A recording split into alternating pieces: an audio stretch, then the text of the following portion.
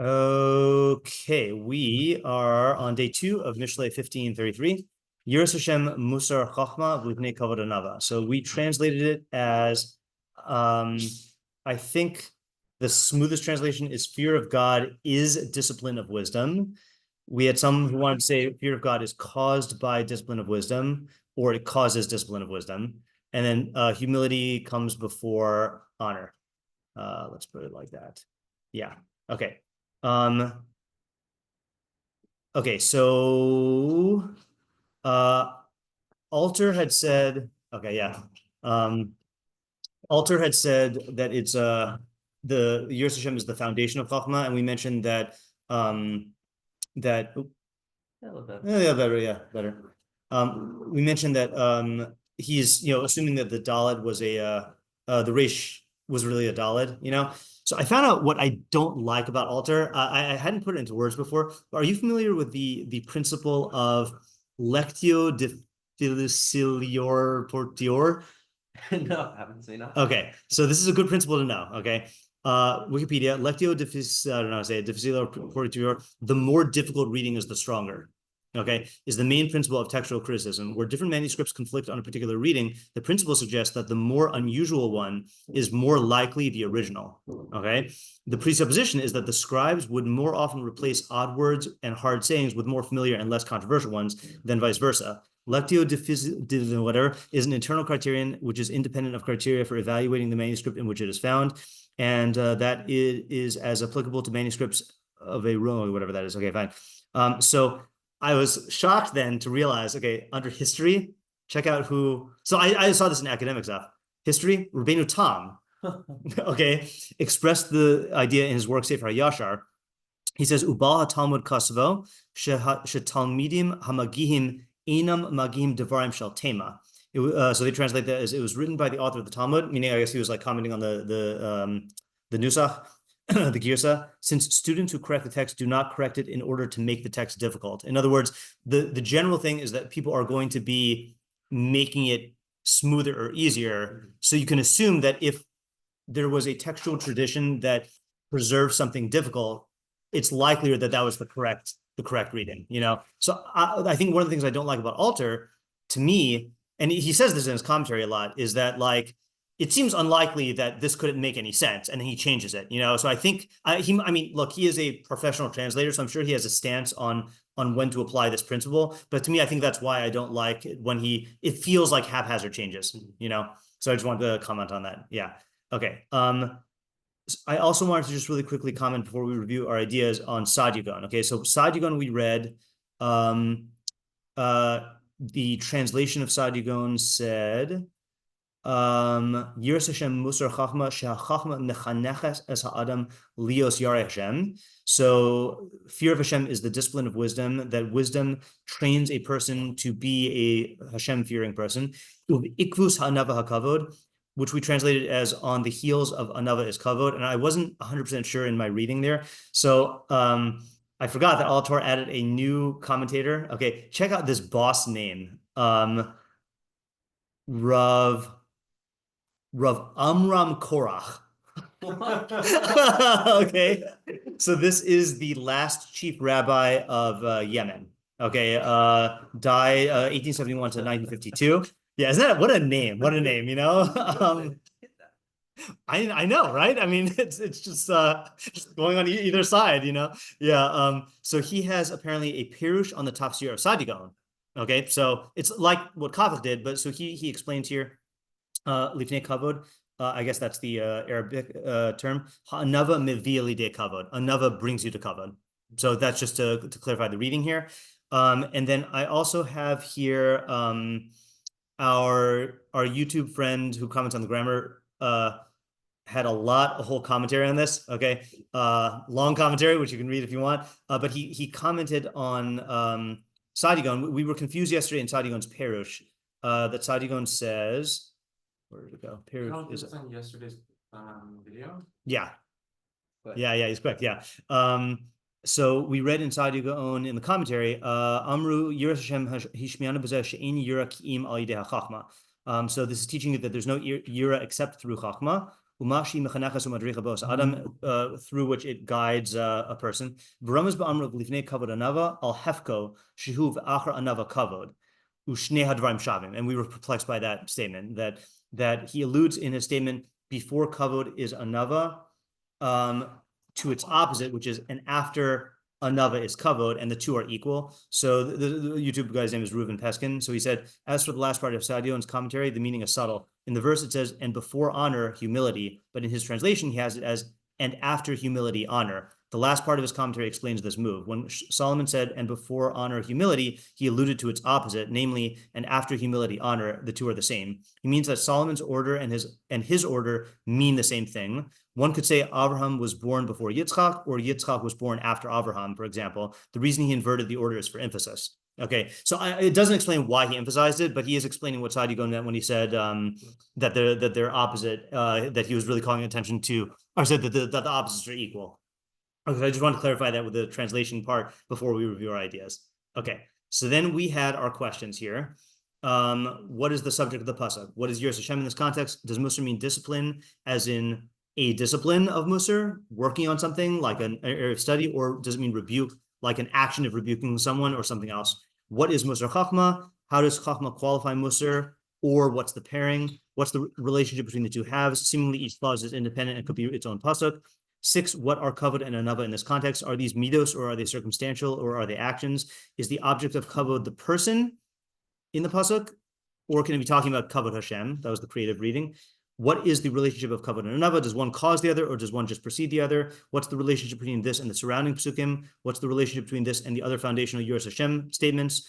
What's the havmin of either half or the whole pasuk? Alternatively, what's the opposite? What would the fool think or do? What's the practical decision-making advice, and who's the intended audience? So Ariel's idea and my idea, I don't know why I feel like this should have had a space.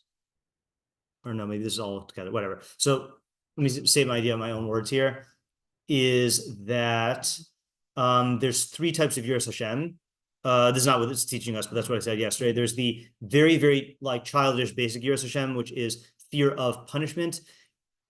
Punishment might have nothing to do with the actual action in reality. It's superimposed, or that's how you relate to it.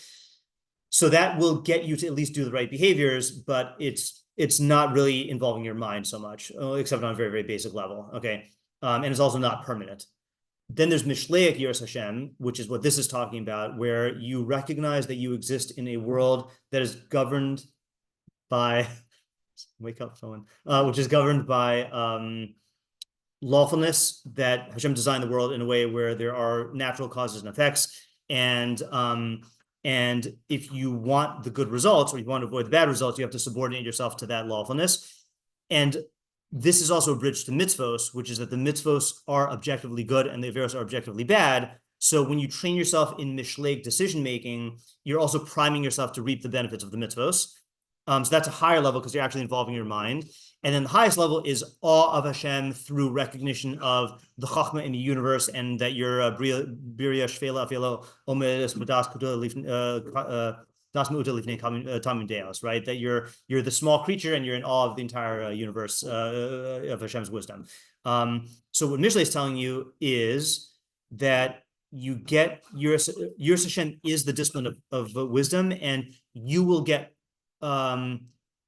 kavod through the anava that comes from that subordination to the system. And the kavod is, we said in 2 things. One is you will become humbler and your ego will diminish, and the barrier to people giving you kavod is their egos, and sensing that your ego is a threat. So you're diminishing the impediments to them being mechabed you, and you're also going to get success in the world, which is going to be the cause of them honoring you, success and good midos. So it's showing you why, like what the prize is, so to speak, of getting of embodying this.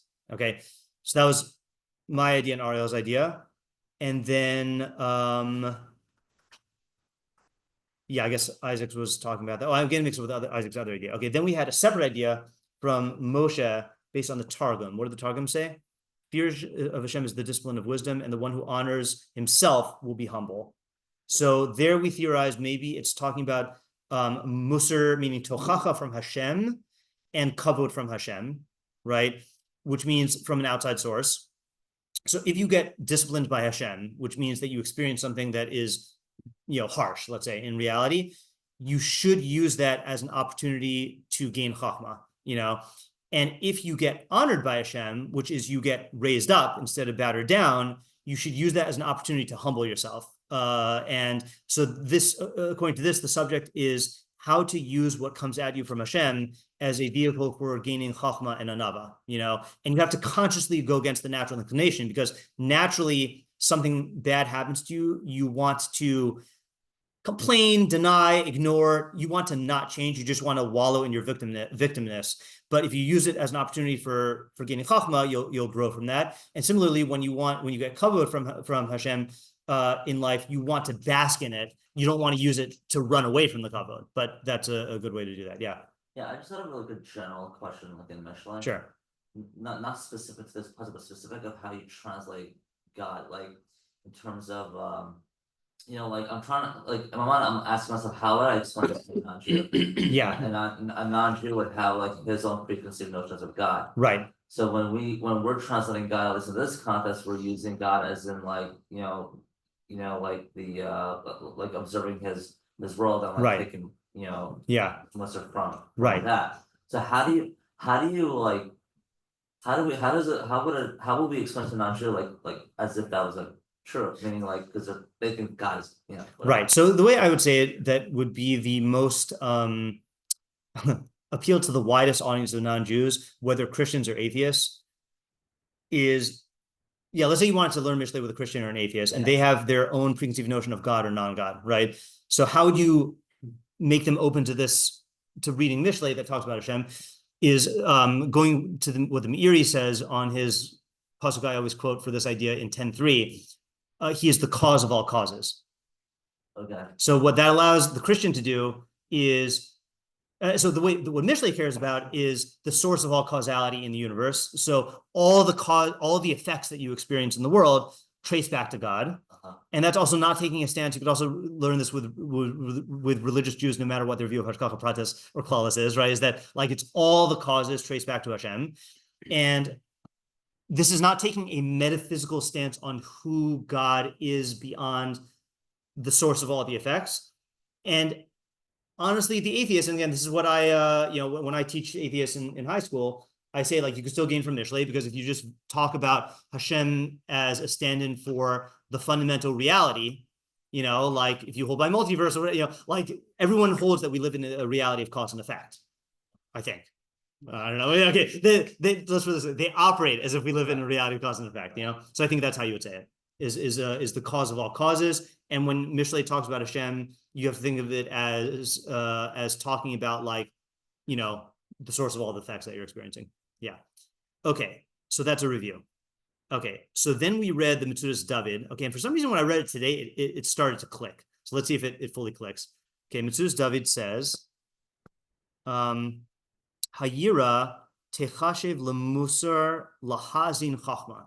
Yira is considered as mussar for listening to chachma. The imkain, and if so, hayira hi siba lachachma, the kodemas la. If so, yira is the cause of mussar, the cause of chachma, and precedes it. V'chein lifnei kavod, so too before kavod, al korchach haya ha'anava.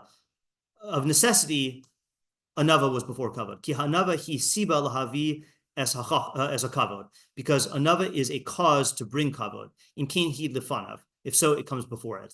So structurally, what he's saying, he's really uncoupling the chachma and the mussar the way that we were saying it. He's saying, really, it's saying that yira is the key to getting chachma, and anava is the key to getting kavod. Okay. We asked at one point yesterday, aren't there a lot of people who get kavod without anava? And I jokingly said, like, you could say the no true kavod, argument here. So I found someone who says that. Toil Moshe says, Yiras Hashem, this is a different reading for the first part. Yiras Hashem, he pre-mussar chachma. It's the fruit of mussar chachma. Meaning that if you have mussar chachma, then you'll get yira. Kamoha kavod shu pri hanava, just like kavod is the pri of anava. Shekibud hageim hi hanifus v'lo kavod amiti. The honoring of the haughty is just flattery. and it's not true kavod. Okay, so not that we need a matir to say this, but I do think you have to say this for Metzudas David, that he is talking about some sort of like, he's not talking about all kavod. Okay, so structurally what he's saying is Yira is going to be instrumental to listening to chachma and obtaining chachma, and anava is going to be instrumental to getting kavod. So what's the idea there? And what's the unity of the two, you know? So how's it far off than like our idea? Right. So I think, to me, when he says laha'azin chachma, it sounds like he's talking more for learning, because he's using like listening. So it sounds more like knowledge type chachma, not like decision making chachma. Oh. Right. You mean mussar will allow you to gain chachma? I don't even think he's talking about mussar. He's saying Yira is mussar for chachma. Yira is training for chachma, or is like, you know, so what does that mean? Like, and again, he's putting an emphasis on lahazin, and I think where's he getting lahazin from? No. Yeah, previous pasuk, I think, right? That we've been talking about listening. Ozen shamas tochachas chaim b'kerev chacham talin, horeya mussar moes nafsho v'shmei tochachas konei lev. So all these are about shmiya, right? Yeah, Isaiah? Maybe like the common thread is like ego. Like if you like don't recognize like certain negative consequences, so then you can't like learn ideas about how to avoid them. Like if you are not like afraid of the possibility of them existing. Similarly, like if you view yourself as greater than other people, like so then you can't be, people won't look up to you. So like the reason why you would do either of those things is like you view yourself as like above reality. So maybe that's okay. Like So I think you could say that the Yira he's talking about here is like a more existential Yira of how you view your place in reality. I do think that you can have a more, how would I put it? I don't know if it's more conservative or simpler definition of Yira here. Like, what's the basic idea of you need Yira in order to listen to Chachma? And again, I'm putting a big emphasis on listen because that's how he keeps on emphasizing it here.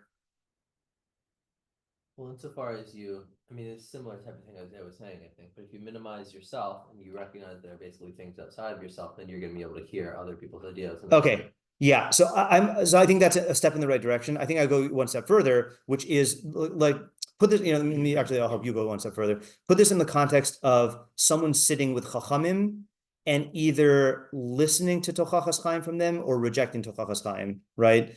So what kind of yira do you need in that scenario? You need a year of you not knowing anything. Yeah, exactly, right? Like, I think there is a certain yira of recognizing, and it's not disconnected from what both you and Isaiah are saying, but like you need a yira of like, I mean, really it's a humility, right? But like you need a yira of recognizing that like, you know, here I am walking around thinking that I know everything and I'm doing everything right. Maybe I should have a little caution that the person who's giving me tochachah knows more than I do and is pointing out things that mistakes I might be making, you know? So I feel like that's the kind of yira vibe that I'm getting from what he's saying, that if you have that kind of yira, you'll listen more carefully to the chachma that you receive and you'll get the chachma. And so too, if you have the anava, you'll get to that. So maybe we could say it like this. Maybe we can say, maybe anava and yira, anava and yira are two sides of the same coin.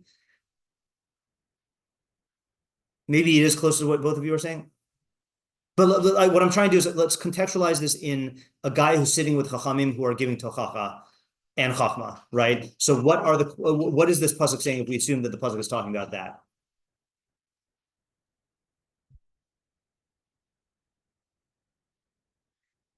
Actually, I want to go back and see how he learned the pasuk about the b'kerev chachamim talin, because if he says that you could become a chacham, that might be the kavod, right? Ozen shemas, ozen asher tishma ha-tochachah mehavil chaim sofa tiye karuch achar ha-chachma v'talin b'kerev chachamim lishmo devar chachma. So that's just describing you will end up sitting with chachamim to hear the chachma. Horeya havatas mussar hu moes nafsho ki ma ra'ash eno choshesh b'taganasa konei lev yikne b'zeh lev chadash u'maskil. I mean, I still think you could read it this way, right? So in other words, if you are sitting around chachamim who are saying tochachas chaim, you need two things. You need a yira and you need an anava in order to be able to listen to them and apply what you're saying, what they're saying. And then you're going to be able to get the kavod of being someone who is either among chachamim or is a chacham or lives according to the chachma. And what's the relationship between the Yira and the mussar? The yira is the mussar that brings you to chachma. So, in the Mm. Lamed Aleph, Yeah. what is the mussar there? The Shamas, tochachah, mussar, whatever, tochachah chaim. So is that tochachah chaim like? So what comes first, the Yiras Hashem, and then? Yeah, Yiras Hashem is what allows you to gain the benefit of the tochachas chaim. Because otherwise, he's saying you're not going to really listen to the tochachas chaim. Yeah, I am more inclined. Techashiv l'mussar, meaning that, yeah, that's a good question. A year techashiv l'mussar. Yeah, it's a difficult lashon. See, this is the tricky thing with Metzudas David is that like he so often does not add unnecessary words beyond the pasuk that when he does, you know he really means it. So that's why I'm harping so much on the lahazim, but I forgot about the techashiv. And the al-karchach also. I mean, it's difficult. What's tochachah again? It will be considered as mussar. The year will be considered as mussar. I don't know.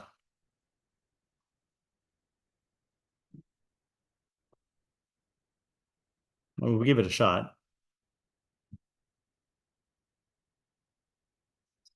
Spend a little bit more time.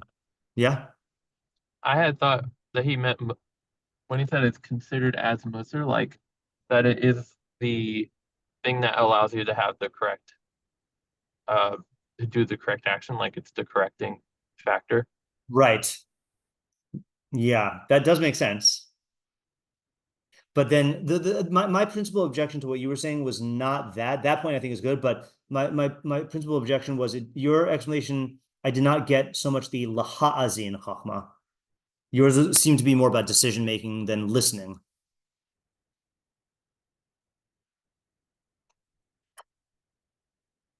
The way we explained it before, like if he's, let's say in the context of like being around chachamim, Yeah.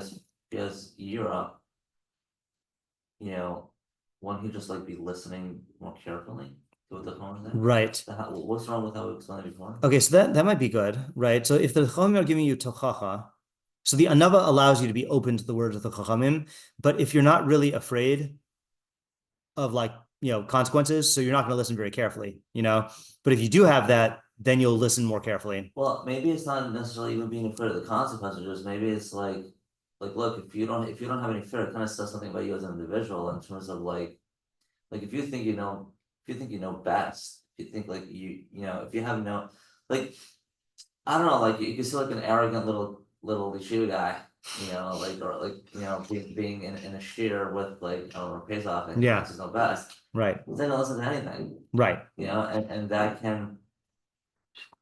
Right. No, so I'm not excluding what you're saying, but the reason why I'm focusing more on the consequences is I feel like that is more in line with tochachah and horea mussar moes nafsho. Like if you take any area where like let's say, I don't know, I don't know why this imagery is coming to my mind. Let's say like you're working in a chemistry lab, and you're like willy-nilly like mixing chemicals and stuff. And you have like an expert chemist who says like, whoa. You're going to really listen to him because that like any false move is going to blow up the lab, So like, whereas if you lack yira about what could happen to you, you might listen to him, you might not listen to him or whatever, So you need two things. You need the quality of anava to be able to realize I don't know and this guy knows better, but you also need the yira that can function to make you listen more to the mussar, the yira that something bad could happen to me if I don't listen to it. Yeah, Ezra? Okay. Okay, so I think this is better than we had yesterday. It still needs to be worked out. I want to do, this is unusual. I want to do the Malbim because he caught my eye as having a whole theory of mussar here. Okay, this is intriguing. Okay, and I was just saying the other day to my high schoolers how like, the Malbim, and this sounds like so what, but like the Malbim is outstanding in how original and creative he was. Like there are a lot of chachamim who write good commentaries, but it's like a digest of other commentators, or like, you know, he really is like very original. So like props to him. I was just era. Especially what? In his era. In his era, yeah, right. Okay. Yiras Hashem mussar chachma. Mefarish devarav hachachma tzricha lemussar. So that's a different reading than what we've seen. That chachma needs mussar. Okay. Yeah. Chachma needs mussar. Chachma is needed for mussar. Oh, sorry. Tzricha lemussar is needed for mussar. Right. So how is he reading it? Yiras Hashem mussar chachma. Okay. In order to be able to gain from the mussar, you need chachma. Oh, sorry. Kamosha kasav l'da'as chachma umusar. Ki achar sheha chachma.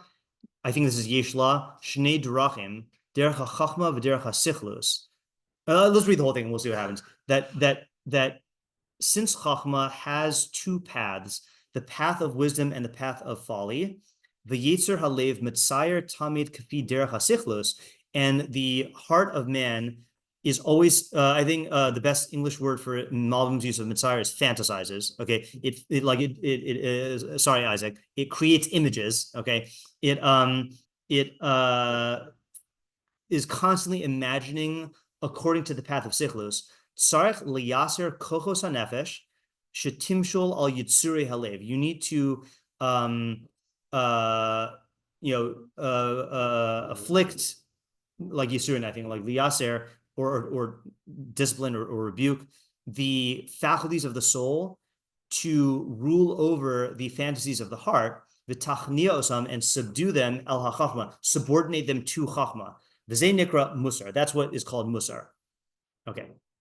So it sounds here like, oh, actually, he'll give an example.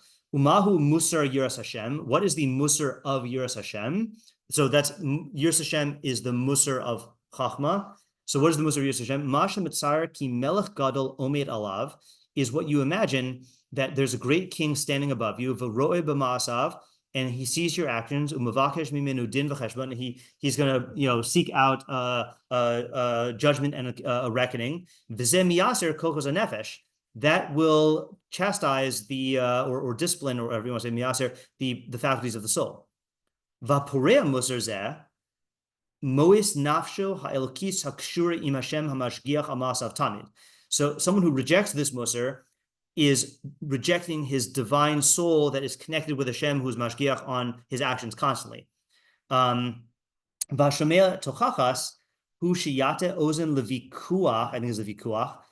Someone who listens to tochachas, because that's what he said earlier, is someone who inclines his ear to the arguments al pi haseichel, intellectual arguments, shemar lo shederech hachachma tov mitzad asmo, which demonstrate to him that the path of chachma is good in and of itself.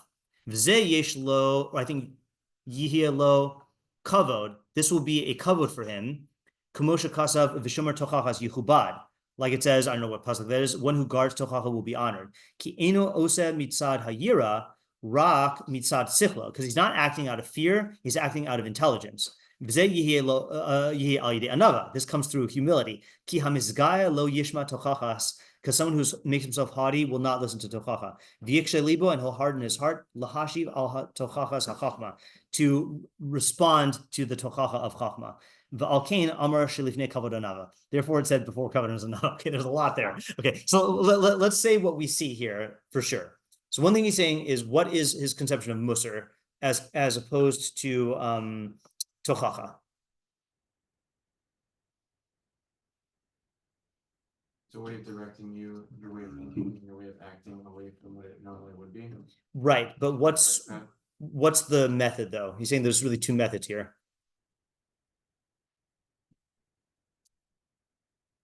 So just in the interest of time, I'll just say what I think. You tell me if you think I'm wrong. Is that mussar is really working on the psyche and the emotions through emotional means, but the other path is tochachas, is working on the intellect through intellectual means. Okay, so you're working on two fronts. So for example, let's say in Mishlei, okay, so tochachah is really a better characterization often of how we learn Mishlei, which is understanding the actual cause and effect relationship, and how the good is actually good for you based on intellectual arguments. Okay, but mussar is not exactly what Rabbi Moscow is calls fire and brimstone mussar, which is like not based in reality, but like, the Torah's methods of like, there is a Melech Yoshev al Kisei Hadin who's going to judge you and, do stuff. Now, again, you're not picturing God, but you're using Dibur Torah Kalash B'nei Adam and, giving your soul, your psyche, like imagery that affects it. What are you laughing at? Saying fire and brimstone is like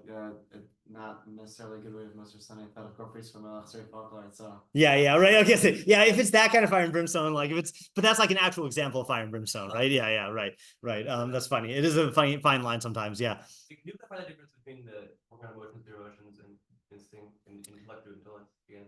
Yeah. So for example, if I say, again, we gave this example yesterday, I think, right? Don't speak Lashon Hara or you're going to burn forever in Gehenna, right?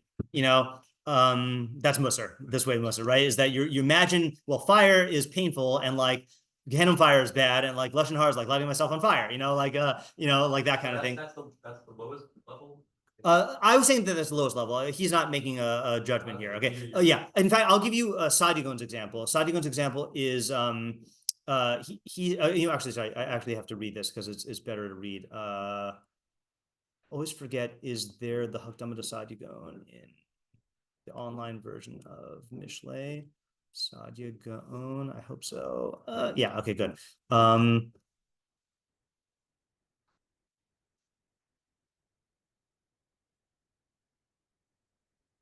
No, hold on.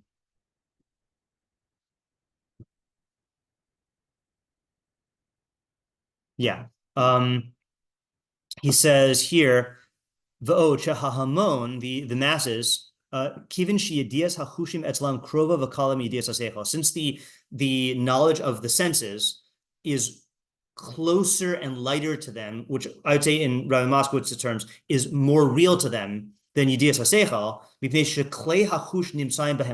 because the senses are the faculties of the senses are found with you from birth. Okay, like when you're a baby, you have senses, you don't have a mind yet. Therefore,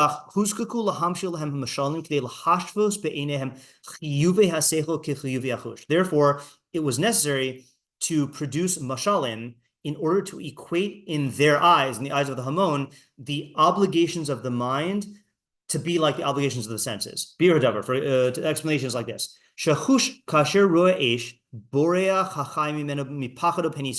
When a living creature sees fire, it flees out of fear that it's going to get burned. So too, if it hears a frightening sound, it will flee in an instinctual way. Because these things are sensory. And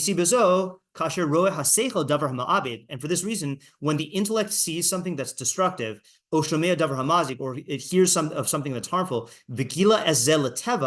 and it reveals this to your animal nature, which is how he uses teva here. It reveals this to your psyche, and sees that the psyche is not relying on the counsel of the intellect, and doesn't accept it.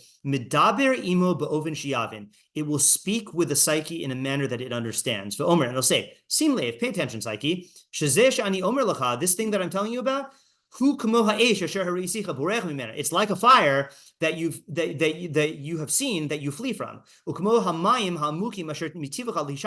it's like deep water that you by nature guard from. This is the purpose of mashalim.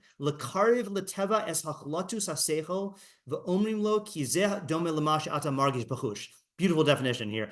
He says that the purpose of mashalim is to make real to the psyche the certainty of the intellect by saying to it that this thing is similar to what you sense in your senses. We call this Sefer Mishlei because it has this category.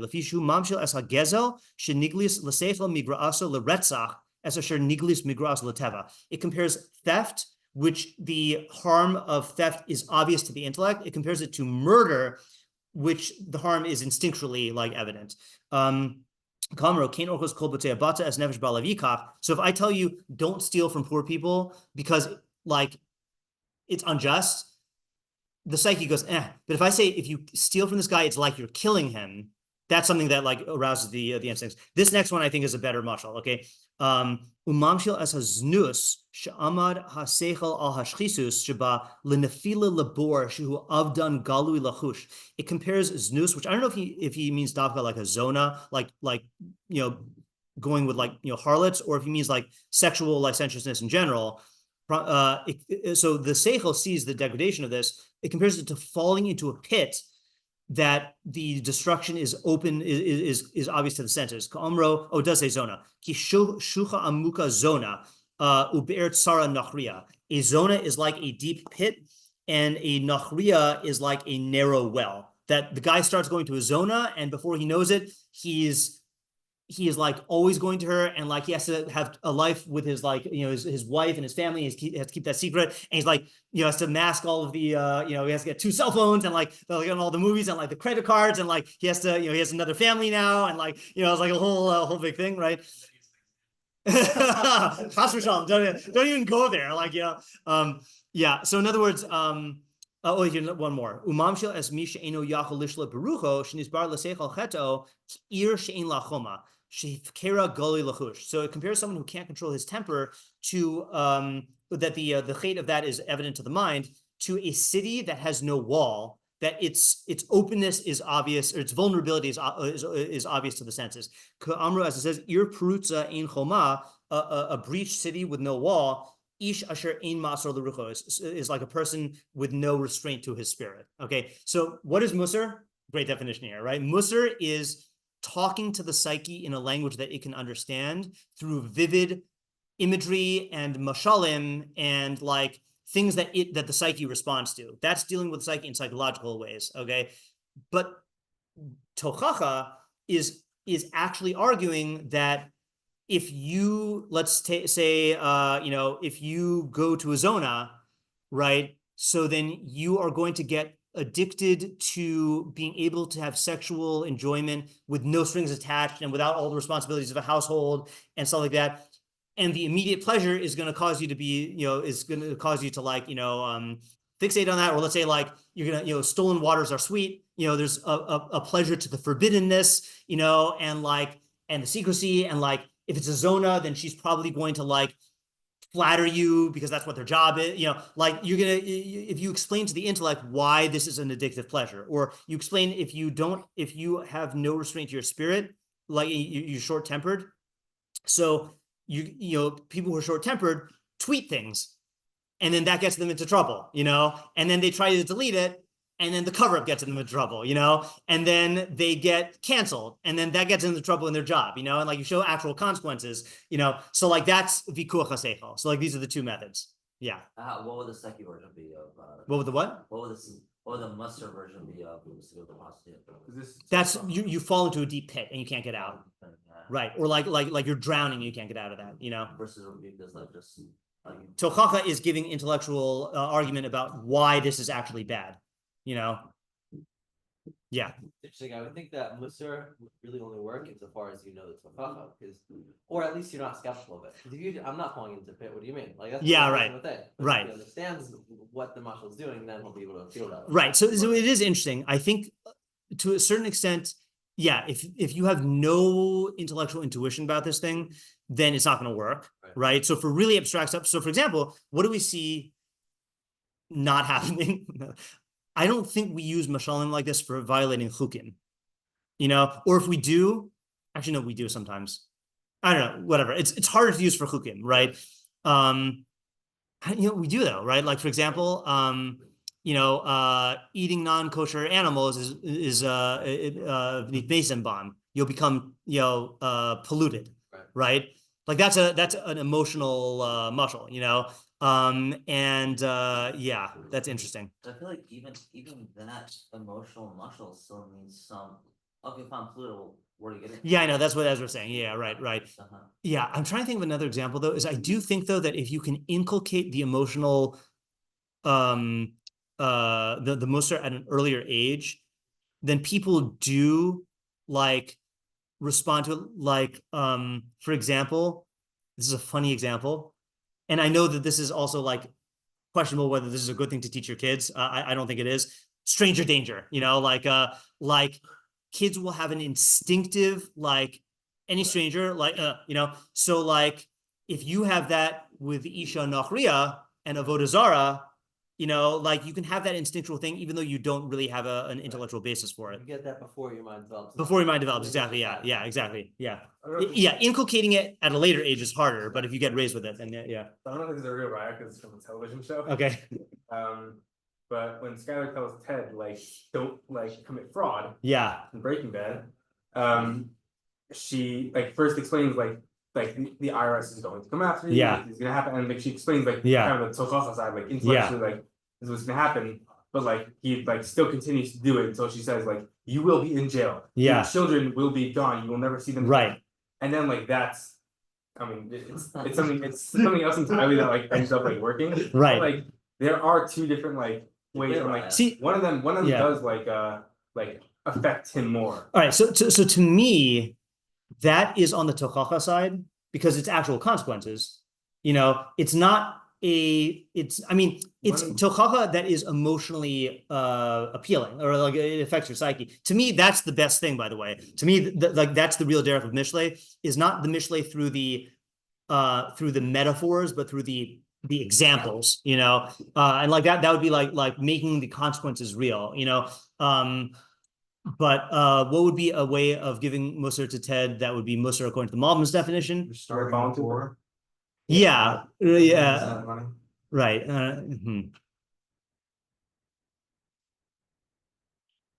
Maybe certain people can't. Yeah, I don't know. Just tell me it's falling into a pit. Or Yeah, right. Which is also a good mussar for that. Yeah, but yeah. So do we get an idea here? I have to leave in a little while, but not from the we got an idea from Saadia Gaon definitely, but from the Malbim, right? So he's saying Yiras Hashem. So he's saying there's two things. Your imagination can be shaped by chachma or by sichlus. So you should shape it through chachma by giving it these accurate mashalim, like God is, is the melech and watching you. He's going to bring you to justice, and that fits into our definition of mussar here, right? It's like it's a imagery, authority figure posing God as an authority figure who's going to like put you on trial, okay? But then you also have the tochachah, which is through the intellect. But this is the last part I don't give. Anava.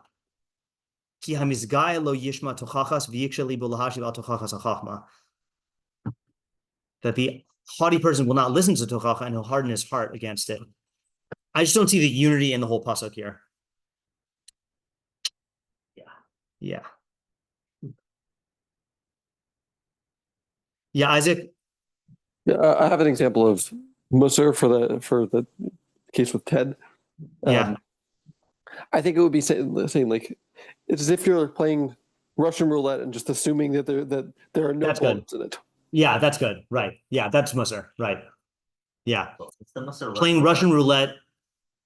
And even just saying it's like playing Russian roulette, like he's acknowledging that there's a chance he's going to get caught, but he doesn't think it's going to happen to him.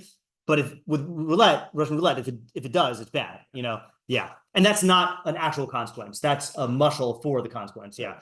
Okay. I think I have to go, but the Metzudas David and the Malbim, I think we gained from thinking about it, but we did not fully flesh out how to read the pasuk. But I really like going over that. Saadia Gaon is one of my favorite Saadia Gaons in Mishlei. It's great. It's great. Yeah. So it's good to know.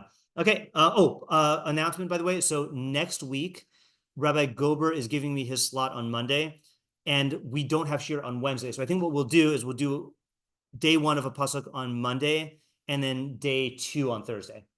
Nice. Okay. Yeah. So it works out. Yeah. Bli netter. Okay. Parrot. Yeah. Per 25, I think. Unless I choose to do something off topic for a while. Yeah. Or for one week. Yeah. Okay. Have a good day.